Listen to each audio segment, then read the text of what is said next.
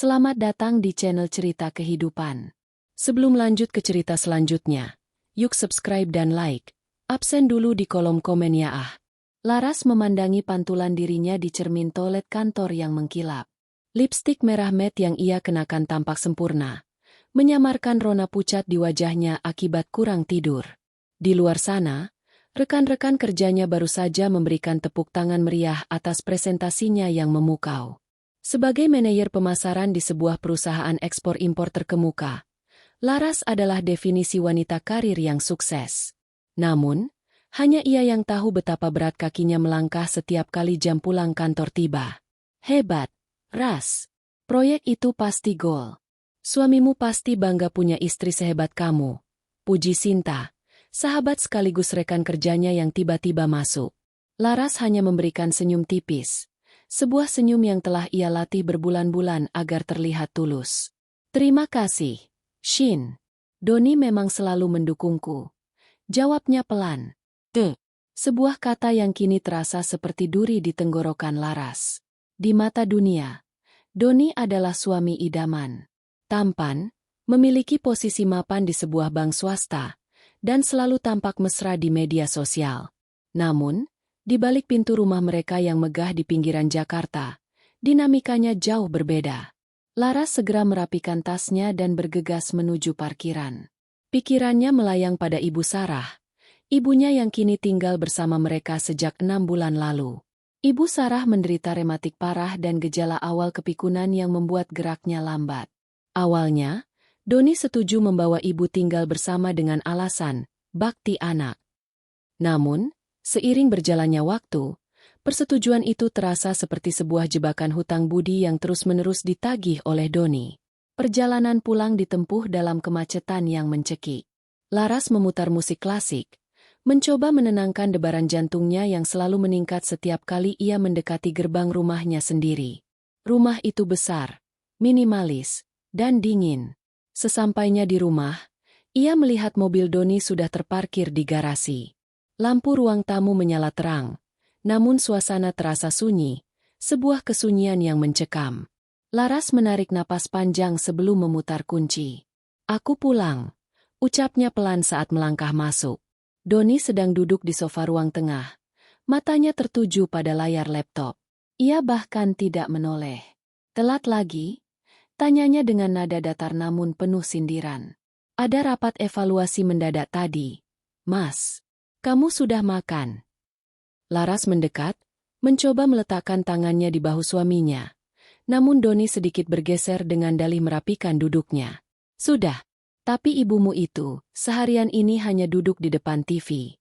Aku tidak tahu apa gunanya dia di sini jika hanya menambah tagihan listrik dan membuat rumah ini berantakan dengan bau minyak kayu putihnya," ketus Doni. Hati Laras mencelos. "Mas, ibu sedang tidak enak badan." Kakinya bengkak lagi. "Aku sudah bilang pada asisten rumah tangga untuk membantu ibu. Tapi dia sedang pulang kampung, kan?" Doni menutup laptopnya dengan kasar. "Justru itu. Karena tidak ada pembantu, setidaknya dia bisa tahu diri untuk tidak menjadi beban. Aku membayar cicilan rumah ini bukan untuk menjadikannya panti jompo gratisan." Laras terdiam. Tangannya mengepal di samping tas kerjanya. Kalimat itu bukan pertama kalinya terlontar. Namun setiap kali mendengarnya, rasanya tetap seperti sayatan baru. Ia ingin membantah, ia ingin mengingatkan Doni bahwa uang muka rumah ini berasal dari penjualan tanah peninggalan ayahnya. Namun ia terlalu lelah untuk bertengkar di jam 10 malam. Ia memilih berjalan menuju kamar ibunya. Kamar itu terletak di bagian belakang, dekat dapur. Sebuah permintaan Doni agar suara batuk ibu tidak mengganggu tidur mereka di kamar utama. Saat Laras membuka pintu kamar ibunya, ia melihat Ibu Sarah sedang berbaring, mencoba menyelimuti kakinya yang gemetar dengan kain jarik tipis. Mata ibu terlihat sembab, namun begitu melihat Laras, beliau langsung memaksakan sebuah senyum yang hancur. "Sudah pulang, Enduk?" Suara ibu serak. "Sudah, Bu. Maaf Laras telat. Apa ibu sudah makan?" Laras berlutut di samping tempat tidur, mencium tangan ibunya yang terasa kasar dan dingin. "Sudah, tadi Mas Doni yang bawakan roti," jawab ibu pendek. Laras tahu ibu berbohong. Ibu paling tidak suka makan roti untuk makan malam, dan ada sisa kecemasan yang terpancar dari tatapan matanya. Laras mengusap kening ibunya yang keriput. Besok Laras akan carikan perawat sementara sampai Mbak Siti kembali. Ibu jangan banyak gerak ya. Ibu Sarah hanya mengangguk, namun matanya melirik ke arah pintu dengan ketakutan yang tersirat. Laras merasakan ada sesuatu yang salah, namun keletihan yang luar biasa membuat nalurinya tumpul malam itu. Ia tidak menyadari bahwa di balik pintu kamar yang tertutup, Doni sedang berdiri memperhatikan dengan tatapan dingin, seolah sedang merencanakan sesuatu untuk memberikan pelajaran tentang siapa penguasa di rumah ini. Malam itu, Laras tidur dengan perasaan tidak tenang. Ia bermimpi tentang rumah masa kecilnya yang hangat, di mana tawa ibunya menggema saat memasak di dapur. Ia terbangun di tengah malam, keringat dingin membasahi pelipisnya. Di sampingnya, Doni tidur dengan nyenyak, seolah tidak ada beban dosa sedikit pun yang ia pikul. Laras tidak tahu bahwa esok hari, tabir kesabaran yang ia bangun selama bertahun-tahun akan runtuh berkeping-keping, dimulai dari sebuah kejadian di dapur yang tak akan pernah ia lupakan seumur hidupnya. Gerimis tipis mengguyur Jakarta malam itu, menambah beban di pundak Laras yang baru saja menyelesaikan audit bulanan. Jarum jam di dashboard mobil menunjukkan pukul 22.45. Jalanan aspal yang basah memantulkan cahaya lampu jalanan yang kuning pucat, serupa dengan perasaan Laras, remang-remang dan tak menentu. Ia memacu mobilnya sedikit lebih cepat. Ada firasat tidak enak yang terus mencubit ulu hatinya sejak ia meninggalkan kantor. Ponselnya bergetar di kursi penumpang. Nama, Doni, muncul di layar. Laras ragu untuk mengangkatnya. Namun ia tahu mengabaikan telepon suaminya hanya akan memperpanjang rentetan sindiran esok pagi. Ya, Mas? Aku sudah di jalan, 10 menit lagi sampai. Ucap Laras sesaat setelah menekan tombol loudspeaker. Bagus. Pastikan kau tidak lupa membeli kopi kegemaranku. Aku harus lembur mengerjakan laporan di rumah, dan rumah ini berantakan sekali karena ibumu tidak bisa diam. Suara Doni terdengar tajam, tanpa ada sapaan hangat atau pertanyaan apakah Laras sudah makan. Ibu kenapa? Mas? Dia sakit. Laras bertanya dengan nada cemas yang tak bisa disembunyikan. Dia hanya merepotkan. Sudahlah, cepat pulang. Klik. Sambungan diputus sepihak. Laras menghela napas panjang, mencengkeram kemudi hingga buku-buku jarinya memutih. Kebiasaan Doni yang merendahkan ibunya sudah sampai pada titik yang sulit ditoleransi. Namun Laras selalu mencoba mencari pembenaran. Doni hanya lelah. Doni hanya stres karena tekanan pekerjaan. Sebuah kebohongan yang ia telan bulat-bulat demi menjaga keutuhan rumah tangga yang ia bangun dengan susah payah. Sesampainya di depan pagar rumah, suasana tampak berbeda. Lampu taman yang biasanya menyala otomatis kini mati, membuat rumah itu tampak seperti raksasa hitam yang siap menelan siapa saja yang masuk. Laras memarkirkan mobil dengan tangan gemetar. Ia tidak sempat membeli kopi pesanan Doni. Pikirannya hanya tertuju pada Ibu Sarah. Saat ia membuka pintu depan, sunyi senyap menyambutnya. Namun, dari arah dapur yang terletak jauh di belakang, terdengar suara gemericik air yang tak berhenti. Laras meletakkan tasnya di sofa ruang tamu dan berjalan perlahan. Ia melewati ruang kerja Doni yang pintunya terbuka sedikit. Di sana, Doni tampak santai bersandar di kursi kerjanya sambil bermain game di ponselnya. Sama sekali tidak terlihat seperti orang yang sedang lembur laporan, seperti yang ia katakan di telepon tadi. Laras terus melangkah menuju dapur. Bau sabun cuci piring yang menyengat bercampur dengan hawa dingin dari pendingin ruangan yang disetel pada suhu terendah. Di sana, di bawah lampu dapur yang remang-remang karena salah satu bohlamnya mati, Laras mematung. Pemandangan itu seperti sembilu yang menyayat jantungnya. Ibu Sarah berdiri di depan wastafel yang penuh dengan tumpukan piring, gelas, dan panci kotor sisa makan malam. Tubuh rentanya yang kini semakin kurus tampak bergetar hebat. Ibu hanya mengenakan daster tipis, tanpa jaket atau kain tambahan, sementara hembusan angin dari AC sentral tepat mengarah ke punggungnya yang bungkuk. "Ibu?" bisik Laras. Suaranya tercekat di tenggorokan. Ibu Sarah tidak menoleh. Tangan tuanya yang keriput dan pucat karena kedinginan mencoba menggosok sebuah piring keramik besar dengan gerakan yang sangat lambat. Piring itu beradu dengan pinggiran wastafel, menimbulkan bunyi klang-klang yang menyakitkan telinga. Laras melihat kaki ibunya yang membengkak tidak mengenakan alas kaki di atas lantai marmer yang dinginnya seperti es. "Ibu, kenapa melakukan ini malam-malam? Mana Mbak Siti?" Maksudku, kenapa tidak tunggu Laras pulang?" Laras berlari mendekat, mencoba mengambil alih spons dari tangan ibunya. Ibu Sarah menoleh dengan wajah yang luar biasa pucat. Bibirnya membiru, dan air mata merembes di sudut matanya yang mulai kabur. "Endo, Mas Doni bilang, piringnya harus bersih sekarang. Katanya kalau tidak bersih, ibu tidak boleh tidur di kamar."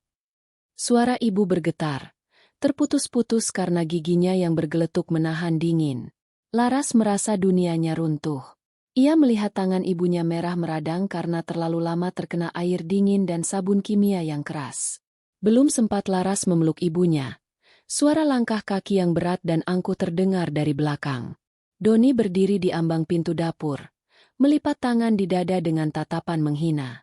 Ia tidak memandang Laras, melainkan menatap tajam ke arah ibu Sarah yang langsung menunduk ketakutan, seolah melihat monster yang siap menerkamnya. "Lama sekali, tua. Begitu saja tidak becus?" teriak Doni tiba-tiba. Suaranya menggelegar di ruangan dapur yang sunyi. Laras terpaku. Tubuhnya kaku karena syok. Ia tidak pernah menyangka suaminya bisa berteriak sekasar itu di depannya. Belum sempat ia bersuara, Doni melangkah maju dengan kasar. Ia merenggut piring keramik yang baru saja dibilas Ibu Sarah dengan gerakan sentakan yang membuat ibu hampir terjatuh jika tidak segera berpegangan pada pinggiran wastafel. Doni mengangkat piring itu ke arah lampu, memeriksanya seolah ia adalah seorang mandor yang sedang menginspeksi budak. "Lihat ini, masih ada noda minyak. Kau sengaja? Hah? Kau mau meracuniku dengan piring kotor ini?" Maaf, Mas Doni, mata ibu sudah kurang jelas." Ibu Sarah memohon dengan suara yang nyaris hilang. Tubuhnya semakin gemetar hebat hingga ia harus menyandarkan pinggangnya ke lemari bawah. "Hei tua, cuci yang bersih. Jangan cuma numpang makan dan tidur di sini kalau kerjaan gampang begini saja tidak becus." Bentak Doni tepat di depan wajah Ibu Sarah. Pada detik itu, sesuatu dalam diri Laras meledak. Rasa lelah, rasa bersalah, dan rasa cintanya yang buta selama ini menguap, digantikan oleh amarah yang begitu panas hingga membuat dadanya sesak. Ia melihat air mata ibunya jatuh ke dalam air sabun yang kotor, dan ia melihat seringai puas di wajah suaminya, pria yang selama ini ia puja sebagai pelindung. Laras tidak lagi melihat Doni sebagai suaminya. Ia melihat seorang penindas. Dan kali ini, ia tidak akan membiarkan penindas itu menang. Suara bentakan Doni masih berdengung di telinga Laras, tajam dan menyakitkan seperti pecahan kaca. "Hei tua, cuci yang bersih." Kalimat itu terus berputar, merobek nalar Laras hingga tak bersisa. Ia melihat ibunya, wanita yang mempertaruhkan nyawa untuk melahirkannya, yang tangannya dulu lembut membelai rambutnya, kini diperlakukan lebih rendah daripada seorang budak oleh suaminya sendiri. Doni masih memegang piring keramik itu dengan angkuh, wajahnya memerah karena amarah yang dibuat-buat, menanti reaksi ketakutan dari Ibu Sarah. Namun, ia tidak menyadari bahwa di sampingnya, Laras telah berubah menjadi sosok yang berbeda. "Lepaskan piring itu, Doni." Suara Laras terdengar rendah, namun bergetar dengan intensitas yang mengerikan. Doni menoleh, sedikit terkejut namun segera kembali ke sifat aslinya. "Apa? Kau lihat sendiri kan? Ibumu ini malas. Dia hanya perang." Sebelum Doni sempat menyelesaikan kalimatnya, Laras menyambar piring dari tangan suaminya dan membantingnya sekuat tenaga ke lantai marmer. Keramik putih itu hancur berkeping-keping.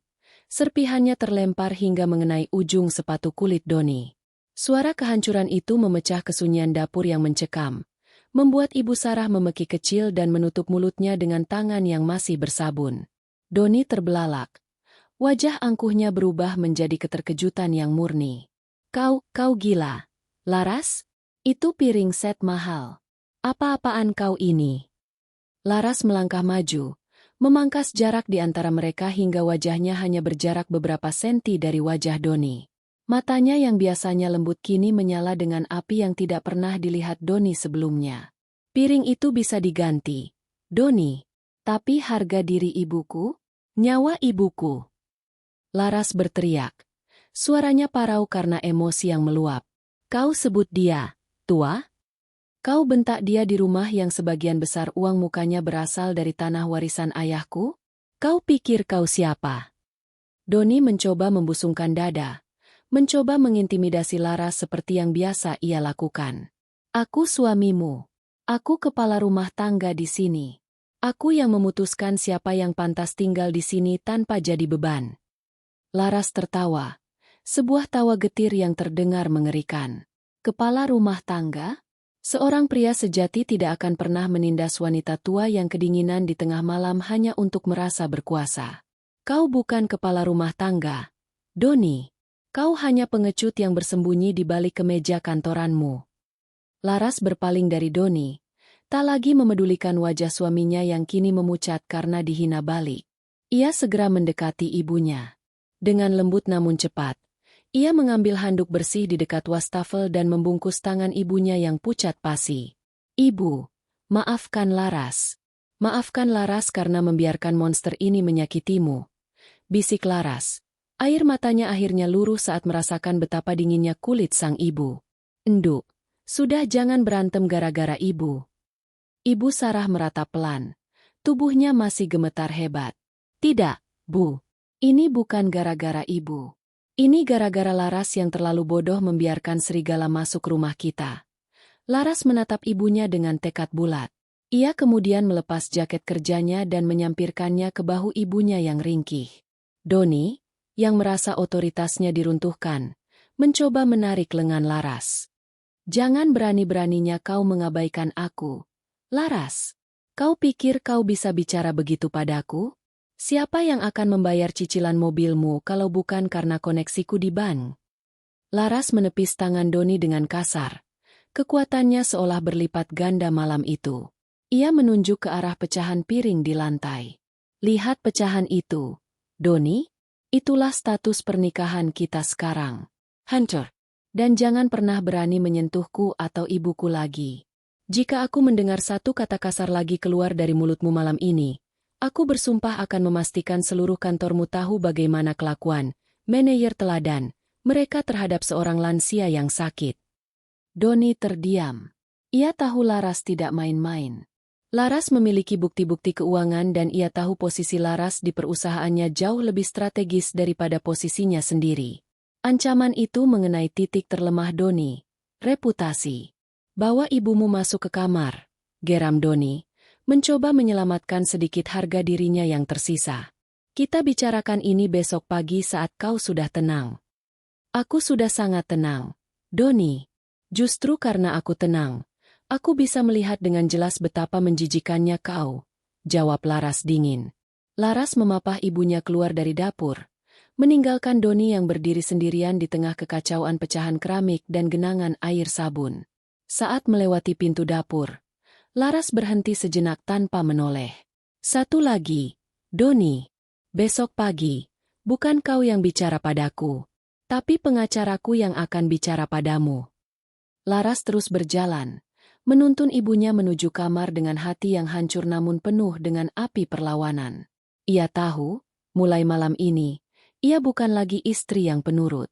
Ia adalah pelindung bagi ibunya. Dan badai yang ia ciptakan baru saja dimulai. Di dalam kamarnya, Laras memeluk ibunya erat-erat, berjanji dalam hati bahwa kedinginan malam ini adalah kedinginan terakhir yang akan dirasakan ibunya di bawah atap ini. Laras melangkah menuju ruang kerjanya sendiri, sebuah ruangan kecil yang jarang ia gunakan karena ia lebih sering bekerja di meja makan atau di kantor. Ia duduk di kursi kerjanya, menyalakan laptop dengan tangan yang masih sedikit bergetar. Pikirannya melayang pada alasan-alasan yang sering diberikan Doni setiap kali Laras mendapati ibunya tampak lebih pendiam atau berat badannya menurun drastis dalam 3 bulan terakhir. Ibu hanya rindu kampung halaman, Ras. Atau, ibu memang sudah tua, wajar kalau nafsu makannya berkurang. Begitu kata Doni selalu. Laras membuka aplikasi pemantau yang terhubung dengan sebuah kamera kecil yang ia pasang sebulan lalu.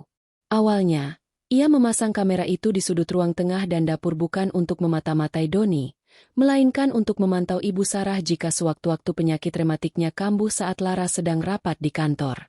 Namun, karena kesibukannya yang luar biasa, Laras jarang membuka rekaman cadangannya jika tidak ada kejadian darurat. "Tolong, biarkan aku salah," bisik Laras pada layar yang mulai memproses data rekaman dari 2 hari yang lalu. Layar itu menampilkan rekaman pukul 14, saat Laras sedang memimpin rapat besar di kantor. Di layar, ia melihat Ibu Sarah sedang duduk di meja makan, mencoba menyuap nasi. Doni, yang entah mengapa ada di rumah pada jam kerja, datang menghampiri. Di rekaman tanpa suara itu, terlihat jelas Doni menarik piring nasi Ibu Sarah dan menggantinya dengan semangkuk mie instan mentah yang hanya diremas. Doni tampak menunjuk-nunjuk wajah ibu, sementara ibu hanya menunduk dalam, bahunya bergetar hebat. Air mata Laras jatuh tanpa suara. Ia mempercepat rekaman ke hari berikutnya. Pukul 10 pagi. Laras melihat Doni menyuruh Ibu Sarah mengepel lantai ruang tamu yang luas. Ibu merangkak, menggunakan kain pel manual sementara kakinya yang bengkak diseret perlahan.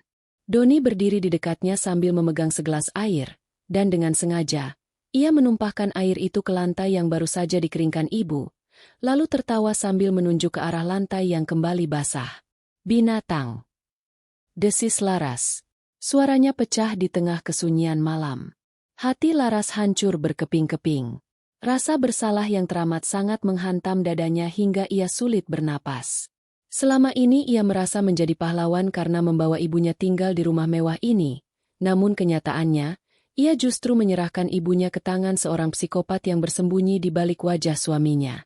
Laras teringat bagaimana setiap pagi ia berangkat dengan terburu-buru, mencium kening ibunya dan berpesan, "Ibu baik-baik ya dengan Mas Doni."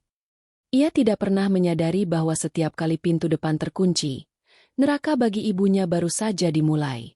Ia terus menggeser kursor, mencari rekaman malam ini sebelum ia pulang. Ia menemukan bagian itu. Pukul 21.30. Ibu Sarah sebenarnya sudah tertidur di kamarnya. Namun Doni masuk, menyalakan lampu dengan kasar, dan menarik selimut ibu. Ia memaksa ibu bangun, menunjuk ke arah tumpukan piring kotor di dapur yang sebenarnya bisa dikerjakan oleh mesin cuci piring atau menunggu esok hari. Doni mematikan pemanas ruangan di area belakang dan menyalakan AC ke suhu paling rendah sebelum mendorong ibu ke arah wastafel. Laras menutup laptopnya dengan dentuman keras. Ia tidak sanggup melihat lebih jauh. Pengetahuan ini lebih menyakitkan daripada bentakan yang ia dengar secara langsung tadi. Ini adalah kekejaman yang terencana, sebuah penindasan sistematis yang dilakukan Doni untuk melampiaskan rasa rendah dirinya, karena secara karir ia selalu berada di bawah bayang-bayang Laras. Laras berdiri, berjalan menuju jendela yang menghadap ke halaman belakang. Ia melihat pantulan dirinya di kaca. Wanita di kaca itu bukan lagi Laras yang lemah, bukan lagi Laras yang akan memohon maaf demi keharmonisan keluarga. "Ibu diam karena tidak ingin merusak rumah tanggaku," gumam Laras. Ia teringat tatapan mata ibunya malam tadi. Tatapan yang penuh dengan permohonan agar Laras tidak memperbesar masalah. Ibu Sarah lebih memilih menderita kedinginan dan dihina daripada melihat putrinya menyandang status janda. Namun ibu salah. Laras lebih memilih kehilangan status, kehilangan rumah ini, bahkan kehilangan seluruh hartanya, daripada kehilangan satu helai rambut pun dari kepala ibunya akibat kebiadaban pria itu. Laras mengambil ponselnya. Ia mencari satu nama di daftar kontaknya. Bram, pengacara. "Halo, Bram. Maaf mengganggu malam-malam." Suara Laras terdengar dingin dan tajam seperti silet. "Aku butuh kau menyiapkan berkas gugatan cerai paling lambat besok pagi. Dan satu lagi, siapkan pasal tentang kekerasan terhadap lansia. Aku punya semua buktinya." Setelah menutup telepon, Laras keluar dari ruang kerja. Ia melewati kamar utama di mana Doni mungkin sedang tertidur atau berpura-pura tidur. Laras tidak masuk ke sana. Ia mengambil bantal dan selimut, lalu berjalan menuju kamar ibunya. Ia akan tidur di lantai di samping tempat tidur ibunya malam ini. Ia ingin menjadi orang pertama yang dilihat ibunya saat terbangun besok, memastikan bahwa matahari yang terbit esok pagi akan membawa perubahan besar. Di dalam kegelapan kamar ibunya, Laras menggenggam tangan tua yang kasar itu. Ia menciumnya berulang kali sambil membisikkan janji yang tidak akan pernah ia langgar. Maafkan Laras, Bu. Mulai besok, tidak akan ada lagi yang berani merendahkanmu. Bahkan jika itu adalah pria yang pernah aku cintai. Malam itu, di bawah remang lampu tidur, Laras menyusun rencana. Ia tahu Doni akan melawan. Ia tahu Doni akan menggunakan segala cara untuk mempertahankan gaya hidupnya yang dibiayai Laras. Namun Doni lupa satu hal. Seorang anak perempuan yang sedang membela ibunya adalah musuh yang paling berbahaya di dunia. Aroma kopi menyeruak di dapur saat Laras berdiri menanti air mendidih. Ia sengaja membuat 2 cangkir. Tak lama kemudian, langkah kaki terdengar. Doni muncul dengan kemeja kantor yang sudah rapi. Tampak segar seolah tidak terjadi badai apapun semalam. Ia mencoba memasang wajah tenang, meski matanya sedikit menghindari tatapan Laras. Pagi, Ras. Sapa Doni dengan nada yang dipaksakan ceria. Ia duduk di meja makan, meraih cangkir kopi yang disiapkan Laras. Soal semalam, aku minta maaf. Aku hanya sedang stres berat karena target ban bulan ini belum tercapai. Aku tidak bermaksud sekasar itu pada ibumu. Laras tidak menjawab. Ia hanya duduk di hadapan Doni, menyesap kopinya perlahan, menatap suaminya dengan tatapan yang kosong namun menghujam. Doni berdeham, merasa tidak nyaman dengan keheningan itu. Aku sudah berencana. Akhir pekan ini kita bawa ibu jalan-jalan. Makan di restoran favoritnya. Bagaimana? Anggap saja ini penebusan salahku. Kita harus menjaga keharmonisan rumah ini, kan? Laras meletakkan cangkirnya. Bunyi denting cangkir yang beradu dengan meja kaca terasa sangat nyaring. Keharmonisan, Don? Atau kenyamananmu yang terancam? Maksudmu apa? Wajah Doni mulai mengeras. Laras memutar laptop yang sedari tadi tertutup di atas meja, lalu menekannya. Layar itu langsung menyala, menampilkan rekaman 2 hari yang lalu. Adegan di mana Doni menumpahkan air ke lantai yang baru saja dipel oleh Ibu Sarah sambil tertawa. Wajah Doni seketika berubah. Dari merah menjadi pucat pasi, lalu berubah lagi menjadi abu-abu. Tangannya yang memegang cangkir kopi mulai bergetar. Kau memata-matai aku. Suaranya meninggi, mencoba menutupi rasa malu dengan amarah. Aku memantau keselamatan ibuku. Dan beruntung aku melakukannya. Balas Laras dingin. Kau ingin aku memutar video yang lain? Video di mana kau meremas mie instan mentah untuk makan siang ibu? Atau video semalam saat kau sengaja menyalakan AC paling dingin untuk menyiksa wanita tua yang sakit? Doni membanting sendok ke meja. Itu hanya candaan. Laras, kau terlalu sensitif. Aku hanya ingin dia tidak manja. Dia harus bergerak supaya tidak cepat pikun. Candaan. Laras berdiri. Suaranya naik 1 oktav namun tetap terkendali. Menyiksa orang tua yang tidak berdaya kau sebut candaan? Kau tahu, Doni, selama ini aku menganggapmu pria yang keras kepala tapi baik hati. Ternyata kau hanyalah seorang pengecut yang butuh menindas orang yang lebih lemah untuk merasa kuat. Doni berdiri, mencoba meraih tangan Laras. Ras, dengarkan aku. Aku mencintaimu. Aku melakukan ini karena aku ingin kita punya waktu berdua saja. Aku merasa kehadiran ibumu merusak privasi kita. Aku hilaf. Aku bersumpah tidak akan mengulanginya lagi. Tolong, hapus video itu. Hapus. Laras tertawa getir. Matanya berkaca-kaca namun bukan karena sedih, melainkan karena jijik. Video ini sudah ada di tangan pengacaraku, Doni. Dan juga sudah aku kirimkan ke adikmu serta ibumu di kampung. Doni terperanjat. Matanya melotot. Kau apa? Kau gila. Kau menghancurkan namaku di depan keluargaku sendiri. Kau yang menghancurkan namamu sendiri saat kau memutuskan untuk menjadi iblis di rumah ini, sahut Laras. Dan jangan sebut-sebut cinta. Pria yang mencintai istrinya akan menghormati wanita yang melahirkan istrinya. Kau tidak mencintaiku, Doni. Kau hanya mencintai fasilitas yang aku berikan padamu. Kau mencintai gengsimu sebagai suami manajer sukses. Doni jatuh kembali ke kursinya, menangkupkan wajah di tangan. Tiba-tiba, ia mulai terisak. Penyesalan semu itu keluar dengan dramatis. Maafkan aku, Laras. Aku akan berubah. Aku akan merawat ibu dengan tanganku sendiri. Jangan ceraikan aku. Aku tidak punya siapa-siapa lagi di kota ini. Karirku sedang di ujung tanduk. Kalau berita ini tersebar, aku akan dipecat. Laras menatap suaminya yang sedang menangis itu tanpa rasa iba sedikit pun. Ia teringat bagaimana ibunya memohon maaf semalam hanya karena piring yang kurang bersih. Di mana rasa iba Doni saat itu? Tidak ada. Kasihan sekali, ucap Laras tanpa emosi. Tapi kau tahu apa yang lebih kasihan? Ibuku. Dia diam disiksa olehmu karena dia ingin aku bahagia. Dia mengorbankan tubuhnya yang renta demi keharmonisan yang kau bangga-banggakan itu. Dan mulai detik ini, pengorbanannya selesai. Laras mengambil tas kerjanya. Tinggalkan kunci rumah ini di meja. Kau punya waktu sampai jam 4 sore untuk mengemas barang-barangmu. Setelah itu, aku akan mengganti semua kunci pintu. Kau tidak bisa mengusirku begitu saja. Ini rumah kita, teriak Doni, kembali beralih ke mode menyerang. Ini rumahku, Doni. Sertifikatnya atas namaku.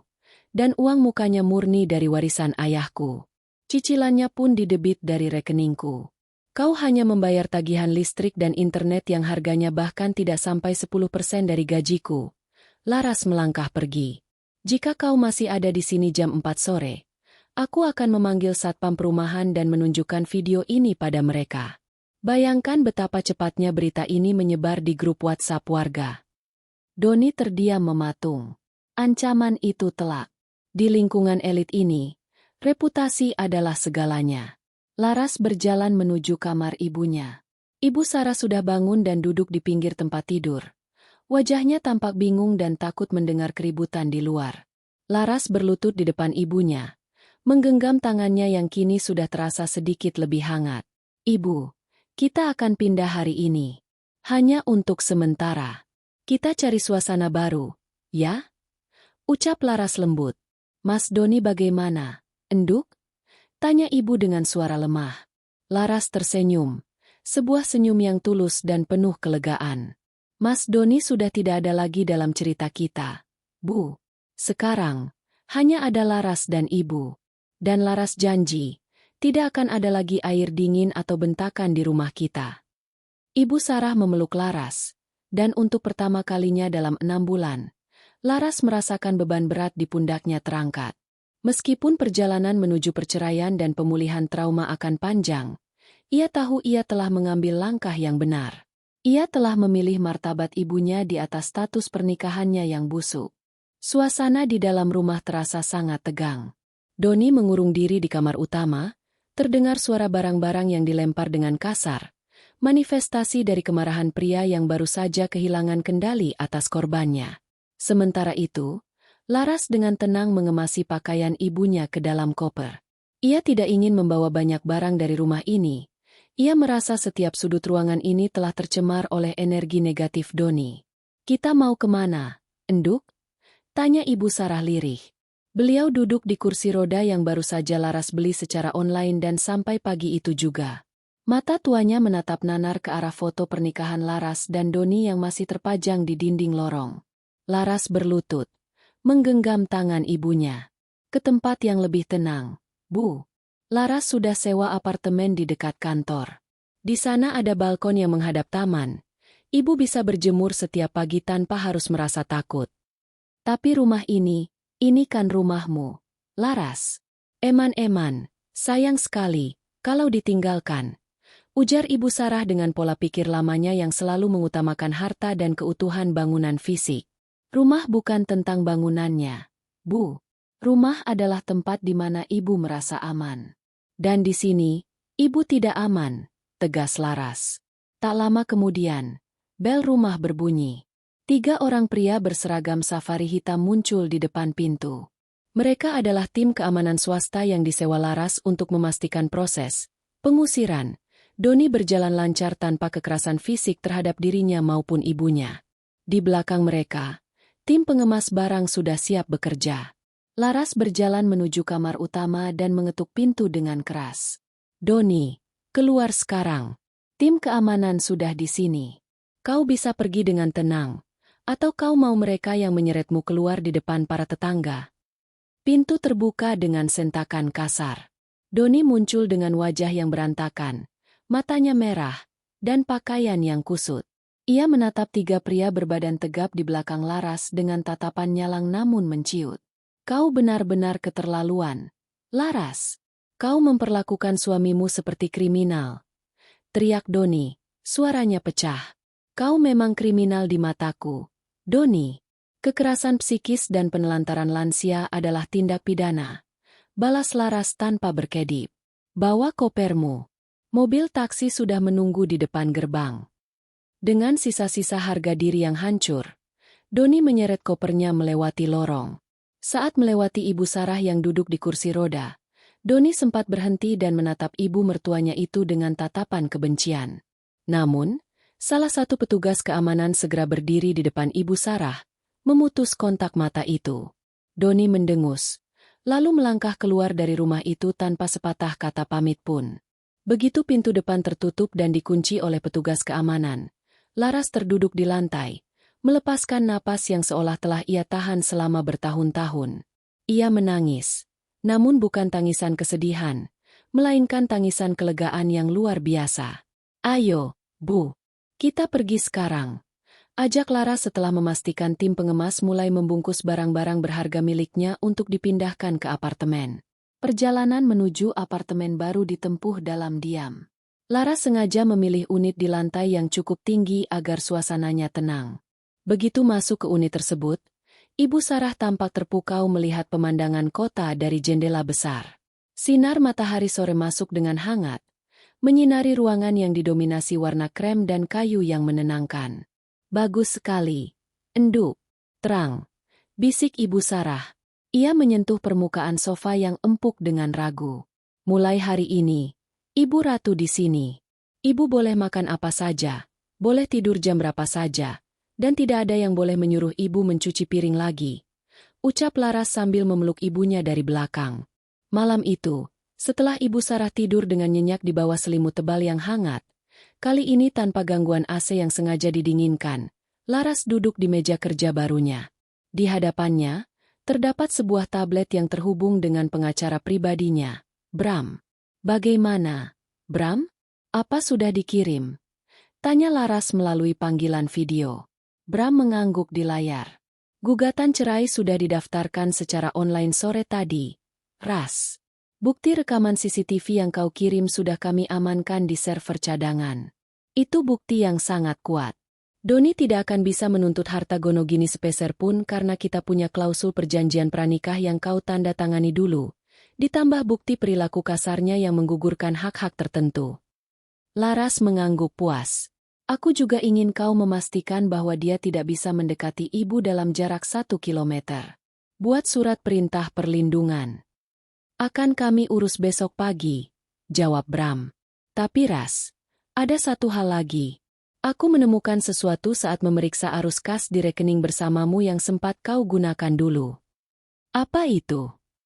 Doni menarik uang dalam jumlah besar secara bertahap selama 3 bulan terakhir. Sepertinya dia mencoba memindahkan asetmu ke rekening pribadinya atau mungkin ke pihak ketiga. Aku curiga ini alasan kenapa dia begitu panik saat kau mengusirnya. Laras menyipitkan mata. Amarahnya kembali tersulut. Namun kali ini ia merasa tenang karena ia memegang kendali. Lacak kemana uang itu pergi.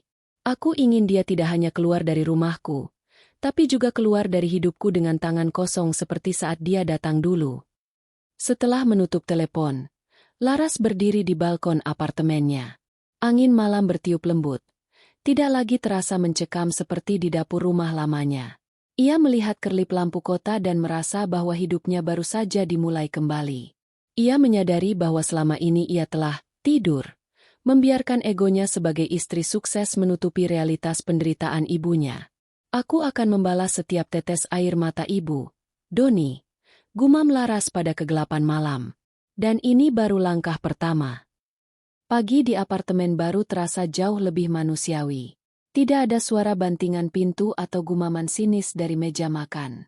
Laras menyesap teh hangatnya sambil memandangi Ibu Sarah yang sedang duduk di kursi roda dekat jendela. Wajahnya tampak lebih rileks saat disapa sinar matahari pagi.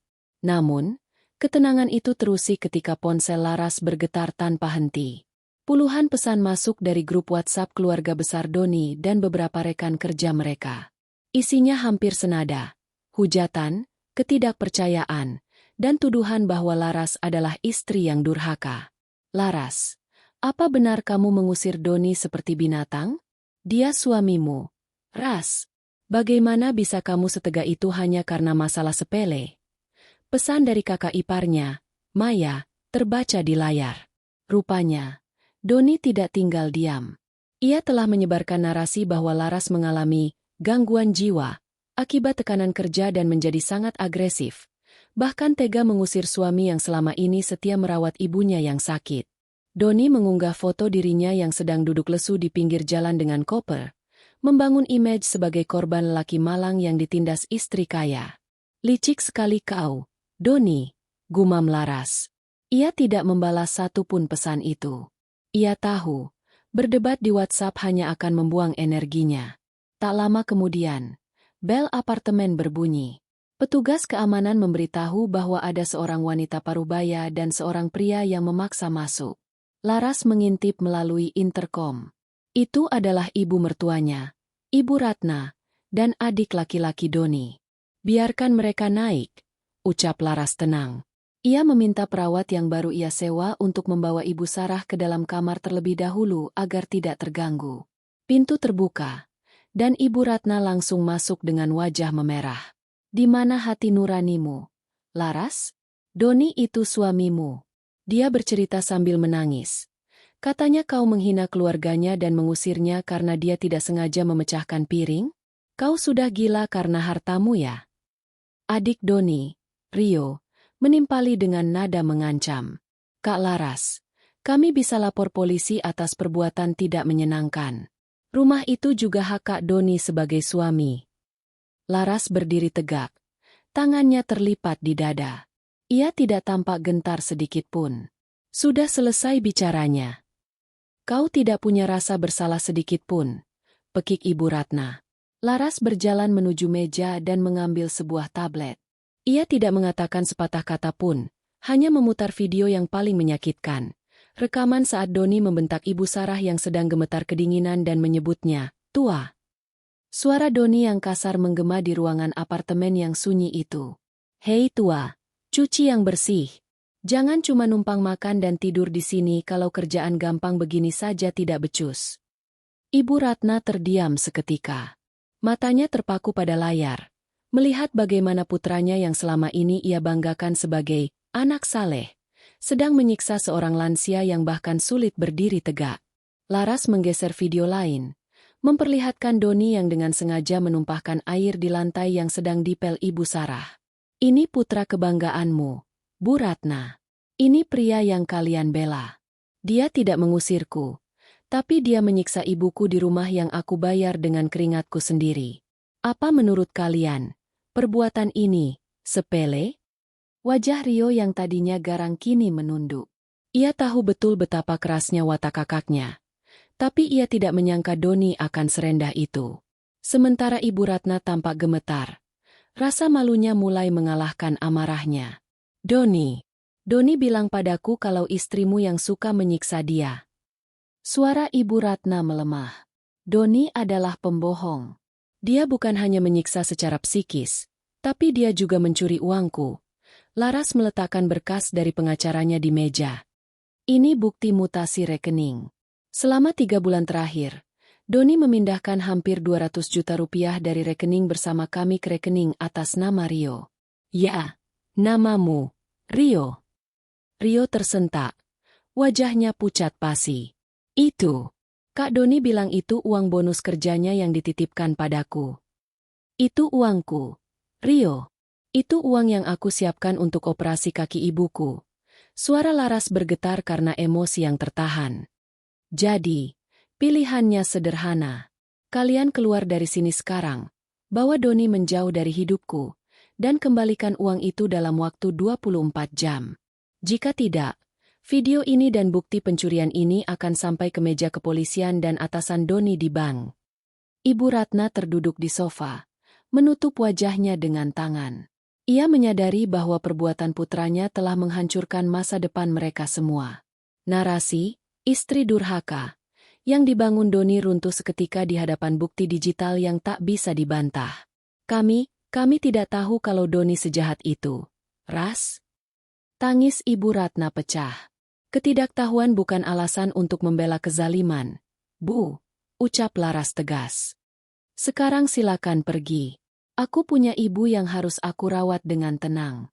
Jangan pernah injakan kaki di sini lagi, atau aku tidak akan segan-segan menggunakan hukum untuk menghancurkan kalian semua. Setelah mereka pergi dengan langkah gontai dan rasa malu yang mendalam, Laras menutup pintu dan menguncinya rapat-rapat. Ia bersandar di pintu, menarik napas panjang. Serangan balik Doni berhasil ia patahkan. Namun ia tahu ini baru babak pertama dari perang hukum yang sebenarnya. Ia berjalan masuk ke kamar ibunya. Di sana, Ibu Sarah sudah terbangun dan menatapnya dengan lembut. Sudah selesai, Enduk? Tanya ibu. Laras tersenyum, mendekat dan mencium tangan ibunya. Sudah, Bu.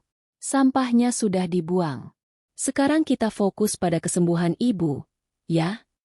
Laras menyadari bahwa mengemas kenangan bukan hanya tentang membuang barang lama, tapi tentang membersihkan parasit yang selama ini menghisap kebahagiaan mereka. Ia sudah siap untuk sidang perceraian, dan ia sudah siap untuk memulai hidup baru di mana martabat ibunya adalah prioritas utama. Kehidupan Doni mulai runtuh seperti kartu yang tersusun rapuh. Ternyata, ancaman Laras untuk mengirimkan bukti video ke atasan Doni bukan sekadar gertakan sambal. Meski Laras belum benar-benar mengirimkannya ke seluruh kantor, rumor di kalangan perbankan menyebar lebih cepat daripada api di padang rumput kering. Kolega-kolega Doni mulai menjauh, dan posisinya sebagai manajer yang sedang dipromosikan tiba-tiba ditangguhkan tanpa alasan yang jelas. Di ruang tunggu pengadilan, Doni duduk di sudut ruangan. Wajahnya tidak lagi tampak angkuh. Matanya cekung dan ia tampak kehilangan berat badan. Saat melihat Laras masuk, ia mencoba berdiri dan menghampiri. Namun langkahnya segera dihentikan oleh tatapan tajam dari tim keamanan Laras yang tetap setia mengawal.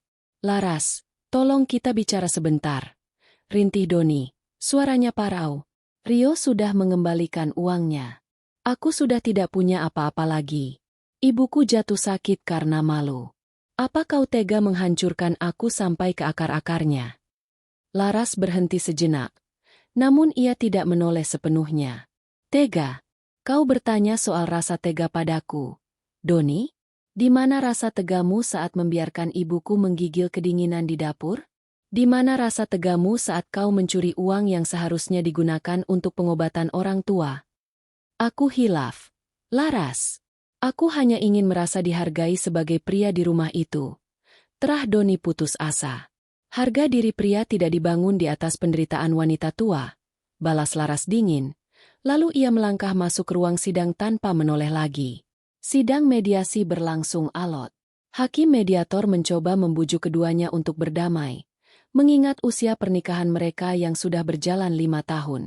Namun, Laras tetap pada pendiriannya.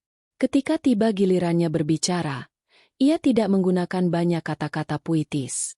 Ia hanya meminta Bram untuk memutar rekaman suara dan video yang telah mereka siapkan. Di dalam ruangan yang tenang itu, suara bentakan Doni yang menghina Ibu Sarah terdengar sangat kontras dengan suasana formal pengadilan. Hakim mediator, seorang wanita parubaya yang biasanya bersikap netral, tampak mengerutkan kening dan menghela napas panjang saat melihat rekaman di mana Doni menertawakan Ibu Sarah yang sedang merangkak mengepel lantai. Cukup, ucap hakim mediator sebelum video berakhir. Beliau menatap Doni dengan tatapan yang sangat merendahkan. Saudara Doni, apakah Anda sadar bahwa tindakan ini bukan hanya alasan perceraian, tapi bisa dikategorikan sebagai tindak pidana kekerasan dalam rumah tangga terhadap anggota keluarga yang rentan? Doni tertunduk. Tangannya meremas lututnya sendiri. Saya menyesal, Yang Mulia. Penyesalan Anda tidak mengubah fakta bahwa integritas Anda sebagai kepala rumah tangga telah gugur, tegas hakim. Beliau kemudian menoleh ke arah Laras. Ibu Laras, apakah benar Anda tidak ingin menuntut harta Gonogini? Laras mengangguk mantap. Saya tidak butuh uangnya. Yang mulia, rumah, mobil, dan seluruh aset adalah milik saya secara hukum berdasarkan perjanjian pranikah dan bukti kepemilikan. Saya hanya menuntut hak asuh penuh atas ketenangan hidup ibu saya dan surat perintah agar saudara Doni tidak boleh mendekati kami dalam radius 1 kilometer selamanya. Doni mencoba memprotes. Tapi mobil itu aku yang memakai sehari-hari untuk bekerja. Bram segera menyela. Mobil tersebut dibeli atas nama perusahaan klien saya, saudara Doni. Dan berdasarkan audit kami, Anda telah menggunakan fasilitas tersebut untuk kepentingan pribadi yang melanggar aturan. Kami juga memiliki bukti bahwa Anda telah menggelapkan dana rekening bersama, yang meskipun sudah dikembalikan sebagian oleh adik Anda, tetap menjadi catatan kriminal jika kami memilih untuk melaporkannya. Doni terbungkam. Ia menyadari bahwa ia tidak memiliki posisi tawar sedikitpun. Ia telah kalah telak di segala lini, finansial, sosial, dan hukum. Setelah sidang berakhir, Laras keluar dari ruangan dengan kepala tegak. Di luar, ia melihat Ibu Ratna, ibu mertuanya, sedang duduk di kursi tunggu dengan wajah yang hancur. Laras menghampirinya, bukan untuk menghujat, melainkan untuk memberikan kejelasan terakhir. Ibu Ratna, sapa Laras pelan. Wanita tua itu menatap Laras dengan mata berkaca-kaca. Maafkan anakku, Ras. Ibu gagal mendidiknya menjadi manusia. Aku sudah memaafkan, Bu. Tapi memaafkan bukan berarti harus tetap hidup bersama dengan racun. Aku harap Ibu bisa membimbing Doni untuk menjadi orang yang lebih baik di masa depan. Di tempat lain, jauh dari aku dan ibuku. Ucap Laras tenang. Laras kemudian meninggalkan gedung pengadilan. Ia merasa seolah sebuah rantai besi yang mengikat lehernya selama bertahun-tahun akhirnya putus. Ia segera menuju apartemen baru tempat ibunya menunggu. Sesampainya di apartemen, ia menemukan Ibu Sarah sedang duduk di balkon, ditemani oleh perawat yang sedang membacakan buku untuknya. Wajah Ibu Sarah tampak lebih segar. Rona merah di pipinya mulai kembali, dan yang terpenting, tidak ada lagi ketakutan di matanya. "Enduk, sudah selesai?" tanya Ibu Sarah saat melihat Laras datang. Laras memeluk ibunya erat-erat, menghirup aroma minyak telon yang menenangkan dari tubuh ibunya. "Sudah, Bu. Semuanya sudah resmi. Kita sudah bebas." Ibu Sarah mengusap rambut Laras. "Ibu selalu berdoa untuk kebahagiaanmu. Enduk, Ibu minta maaf karena sudah jadi beban buat pernikahanmu. Ibu jangan pernah bicara begitu lagi," bisik Laras dengan suara serak. Ibu bukan beban. Ibu adalah alasan Laras bekerja keras. Ibu adalah harga diri Laras. Dan mulai sekarang, tidak akan ada lagi piring yang pecah karena gemetar kedinginan. Yang ada hanyalah piring-piring yang penuh dengan makanan enak yang akan kita makan bersama dengan tenang. Sore itu, mereka duduk bersama di balkon, melihat matahari terbenam di ufuk kota Jakarta. Laras menyadari bahwa meski hatinya sempat hancur berkeping-keping, ia berhasil menyusunnya kembali menjadi sesuatu yang lebih kuat. Ia telah membalas setiap penghinaan dengan ketegasan hukum, dan ia telah membalas setiap tetes air mata ibunya dengan perlindungan yang abadi. Dunia perbankan adalah lingkaran yang sempit, terutama di level manajerial. Meskipun Laras tidak secara membabi buta menyebarkan video kekejaman Doni di media sosial, bukti-bukti yang terungkap di persidangan mulai merembes keluar. Berita tentang seorang manajer bank yang melakukan kekerasan pada lansia menjadi buah bibir yang panas. Doni masuk ke kantornya dengan kepala tertunduk, mencoba mengabaikan bisik-bisik rekan kerjanya. Namun, saat ia sampai di mejanya, sebuah amplop coklat besar sudah menunggu. Panggilan dari bagian SDM, sumber daya manusia, segera menyusul. "Doni, kami telah menerima laporan mengenai masalah hukum yang sedang kau hadapi," ucap Kepala Divisi SDM dengan nada dingin. "Perusahaan kami menjunjung tinggi etika dan nilai keluarga. Video yang menjadi bukti di pengadilan itu telah sampai ke tangan direksi. Perilakumu tidak mencerminkan nilai perusahaan kami." Doni mencoba membela diri. Itu masalah pribadi, Pak. Tidak ada hubungannya dengan kinerja saya di bank. Masalah pribadi yang menunjukkan kurangnya empati dan integritas adalah masalah perusahaan bagi kami. Balas atasan itu tajam. Kami tidak bisa memiliki pemimpin yang mampu menyiksa lansia yang tidak berdaya. Ini surat pemutusan hubungan kerja Anda.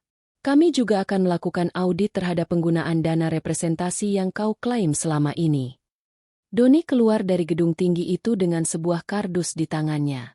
Ia berdiri di trotoar, menatap gedung yang selama ini menjadi simbol statusnya. Kini, ia tidak memiliki rumah, tidak memiliki istri yang membiayai gaya hidupnya, dan tidak lagi memiliki pekerjaan. Semua itu hilang hanya dalam hitungan minggu setelah ia memutuskan untuk berteriak, "Hei tua!" di dapur malam itu. Di sisi lain kota, Lara sedang duduk di sebuah ruangan kantor baru yang lebih kecil namun terasa jauh lebih hangat. Ia tidak hanya melanjutkan karirnya di perusahaan ekspor-impor, namun ia mulai menggunakan sebagian tabungannya untuk sebuah proyek pribadi yang ia beri nama Gria Sarah. Gria Sarah bukanlah panti jompo biasa. Laras membangunnya sebagai pusat kegiatan dan perlindungan bagi lansia yang mengalami penelantaran di lingkungan rumah mereka sendiri. Ia terinspirasi dari penderitaan ibunya yang memilih diam demi kebahagiaan anak. Banyak lansia di luar sana yang bernasib sama seperti ibu.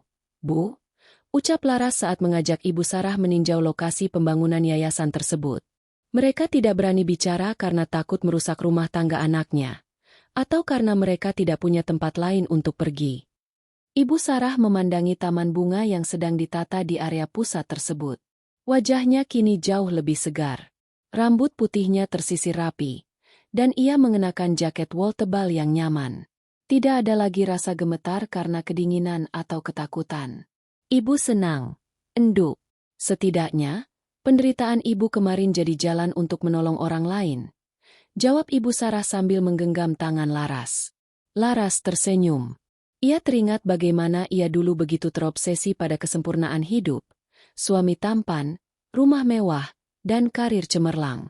Ia baru menyadari bahwa kesempurnaan itu hanyalah topeng plastik yang menyembunyikan kebusukan. Kini, hidupnya mungkin tidak terlihat sesempurna dulu di mata orang lain, namun hatinya terasa penuh. Sore itu, Laras menerima kabar dari pengacaranya bahwa proses sita aset tambahan terhadap sisa uang yang digelapkan Doni telah selesai. Doni benar-benar tidak mendapatkan apa-apa.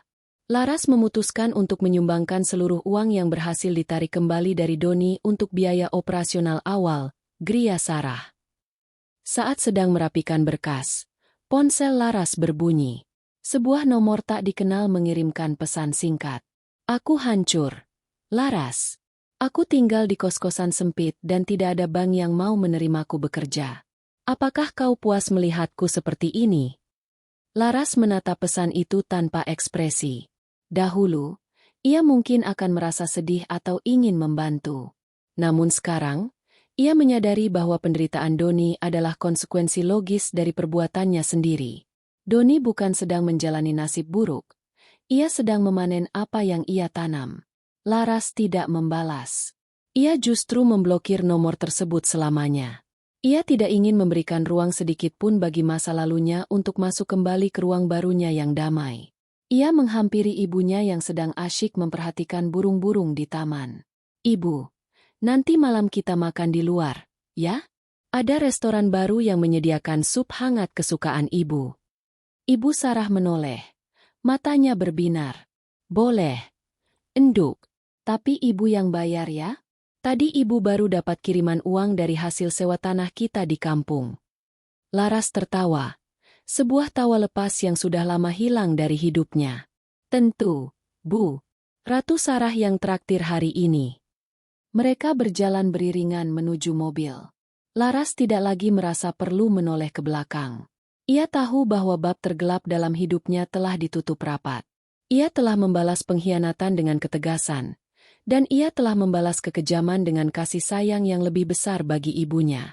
Setiap piring yang kini dicuci di rumah mereka dilakukan oleh asisten yang dibayar dengan layak dan diperlakukan dengan hormat.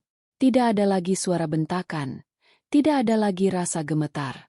Hanya ada suara tawa dan denting sendok yang menenangkan. Laras menyadari bahwa balas dendam terbaik bukanlah dengan menjadi jahat seperti musuhnya, melainkan dengan hidup sangat bahagia dan memastikan orang yang kita cintai merasa sangat berharga. Matahari pagi menyusup malu-malu melalui celah tirai di unit apartemen Laras yang kini telah berubah menjadi sebuah rumah yang sesungguhnya. Bukan sekadar bangunan, tapi sebuah ruang yang penuh dengan aroma kopi, wangi lavender, dan, yang paling penting, rasa aman. Laras berdiri di balkon, memandangi keramaian kota di bawahnya. Ia kini bukan lagi sekadar manajer pemasaran yang ambisius. Ia telah bertransformasi menjadi seorang wanita yang memiliki tujuan hidup yang jauh lebih dalam. Gria Sarah telah resmi beroperasi selama 6 bulan, dan tempat itu kini menjadi rumah bagi 20 lansia yang dulunya terlantar atau mengalami kekerasan di rumah mereka sendiri. Enduk, bunganya sudah ibu siram. Suara lembut itu memecah lamunan Laras. Laras menoleh dan tersenyum lebar. Ibu Sarah berjalan perlahan menggunakan tongkat penyangga. Langkahnya jauh lebih kokoh dibandingkan setahun lalu. Wajahnya tidak lagi pucat. Pipinya kini berisi dan matanya memancarkan ketenangan yang abadi. Operasi lutut yang dilakukan 8 bulan lalu berhasil dengan sangat baik. Namun Laras tahu, kekuatan terbesar ibu berasal dari hatinya yang tidak lagi terbebani ketakutan. Terima kasih, Bu. Ibu jangan terlalu lelah. Ya. Nanti sore kita ada acara peresmian perpustakaan baru di Gria. Ucap Laras sambil merangkul bahu ibunya. Ibu senang kalau sibuk. Ras. Melihat teman-teman sebaya ibu tertawa di sana. Rasanya seperti punya keluarga besar baru. Jawab Ibu Sarah tulus. Kehidupan Doni? Kabar terakhir yang didengar Laras melalui Bram. Pria itu kini tinggal di pinggiran kota. Bekerja serabutan sebagai tenaga pemasaran lepas dengan penghasilan yang tidak menentu. Nama baiknya di dunia perbankan sudah habis. Doni sempat mencoba menghubungi Laras beberapa kali untuk meminta pinjaman uang, namun Laras tetap pada prinsipnya. Memaafkan adalah urusan hati, tapi memberikan akses kembali kepada penindas adalah kebodohan. Laras memilih untuk tetap menutup pintu itu rapat-rapat. Sore harinya, mereka tiba di Gria Sarah. Bangunan asri dengan taman luas itu tampak hidup. Beberapa lansia terlihat sedang merajut. Sementara yang lain asyik mengobrol di bawah pohon rindang. Di sana, Laras tidak dipanggil sebagai bos, melainkan Mbak Laras. Sosok yang dianggap sebagai malaikat pelindung oleh mereka yang pernah merasa tidak berharga di usia senja. Saat acara peresmian dimulai, Laras diminta memberikan sepatah kata. Ia berdiri di depan mikrofon, menatap deretan wajah-wajah tua yang tersenyum padanya. Di barisan terdepan, Ibu Sarah duduk dengan bangga. Setahun yang lalu, saya belajar satu hal yang sangat pahit. Laras memulai bicaranya, suaranya jernih dan berwibawa.